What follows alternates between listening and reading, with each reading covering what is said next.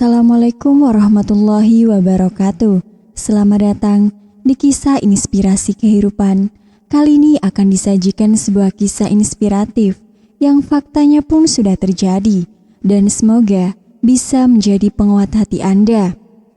Kisah nyata, saat sholat, imam masjid dengar jeritan anaknya mau tenggelam dan ternyata itu berbakti kepada orang tua sudah menjadi kewajiban sebagai seorang anak, karena merekalah yang telah mendidik dan membesarkan kita hingga sampai sekarang ini. Bagaimanapun keadaan anaknya, orang tua selalu memberikan kasih sayangnya yang tiada putus kepadanya, walaupun kadangkala anaknya malah berbuat hal yang menyakitkan hatinya. Berikut ini adalah sebuah kisah nyata seorang anak muda yang dapat menjadi pelajaran bagi kita tentang bagaimana pentingnya harus berbakti kepada orang tua. Karena doa mereka selalu dikabulkan oleh Allah Subhanahu wa Ta'ala.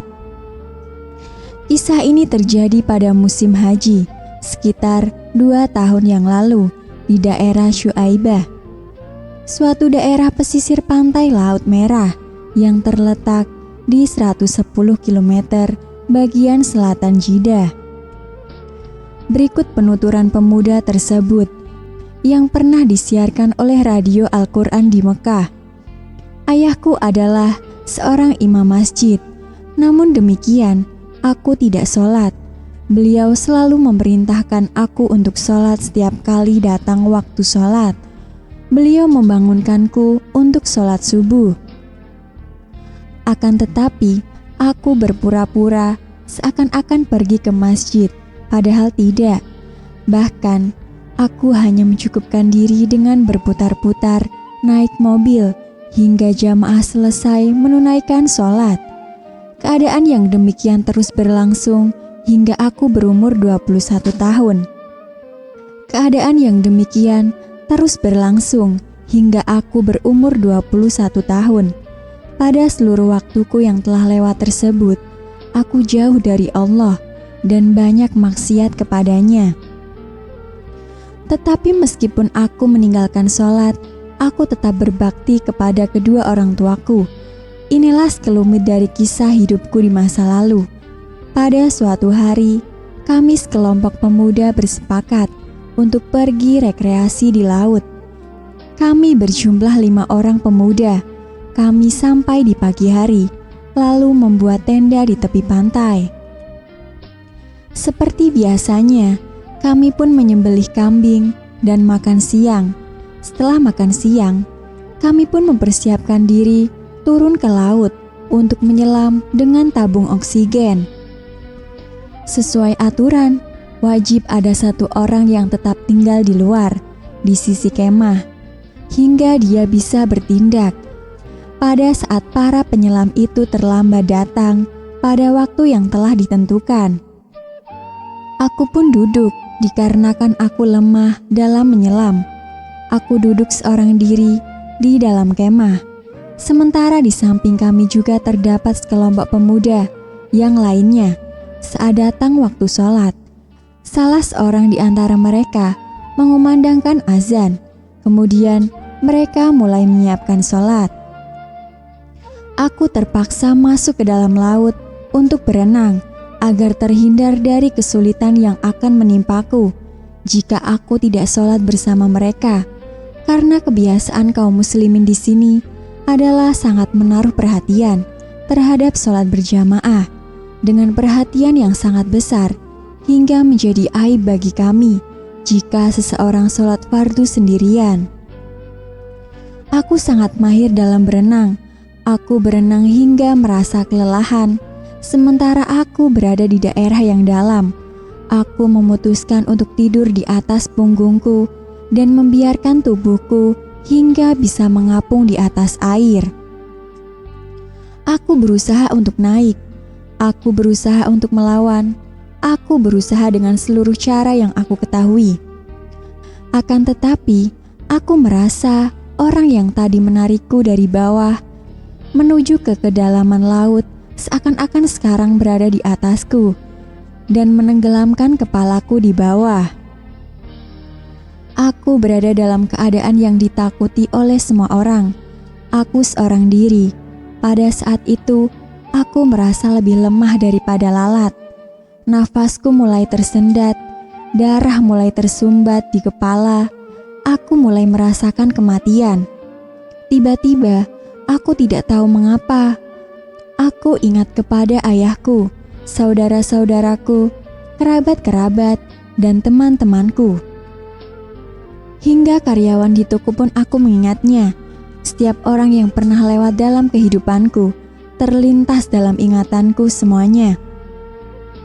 Pada detik-detik yang terbatas, kemudian setelah itu, aku ingat diriku sendiri. Mulailah aku bertanya kepada diriku sendiri, apa engkau sholat? Tidak. Apa engkau puasa? Tidak. Apa engkau telah berhaji? Tidak. Apa engkau bersedekah? Tidak. Engkau sekarang di jalan menuju Rabb-Mu. Engkau akan terbebas dari berpisah dari kehidupan dunia, berpisah dari teman-temanmu, maka bagaimana kamu akan menghadap Rabb-Mu? Tiba-tiba, aku mendengar suara ayahku memanggilku dengan namaku dan berkata, "Bangun dan sholatlah."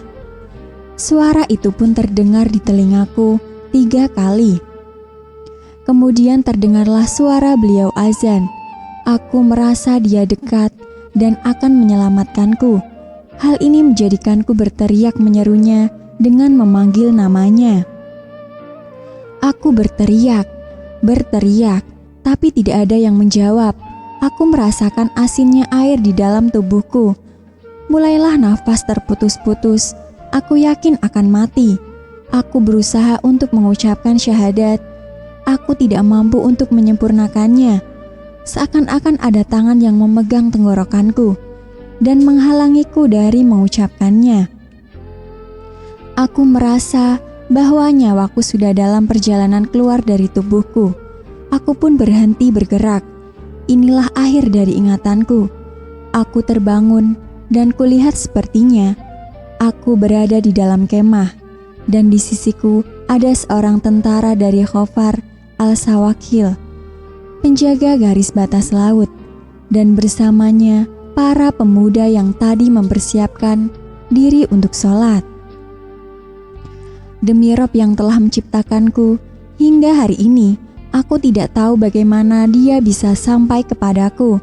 Seluruh peristiwa ini terjadi saat teman-temanku berada dalam penyelamatan di laut, ketika aku bersama para pemuda yang menengokku di dalam kemah. HP-ku berdering. Segera HP-ku angkat. Ternyata ayah yang menelponnya.